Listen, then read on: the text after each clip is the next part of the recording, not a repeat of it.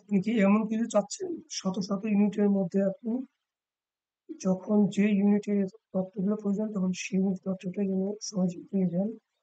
যেমন আমি যদি ফরিদপুরের ইউনিটের তথ্য জানতে চাই,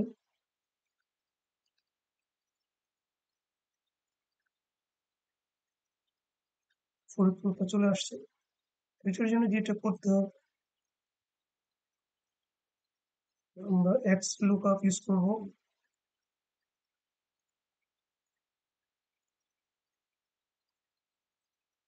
ইউনিটে ক্লিক করলাম, কমা, এখানে আমার টোটাল ইউনিট সিলেক্ট করে নিলাম, কমা, আমার যে তথ্যগুলো প্রয়োজন responsibility, person, price and total sale, তার জন্য আমি টোটালটা সিলেক্ট করে নেব। তাহলে ব্র্যাকেট ক্লোজ করবো, এন্টার প্রেস করলে আমার টোটালটা চলে আসবে। আপনি যদি আমি ঢাকা তথ্য জানতে চাই, ঢাকা ইউনিটের, ঢাকা তথ্য চলে আসছে। গাজীপুর জানতে চাই,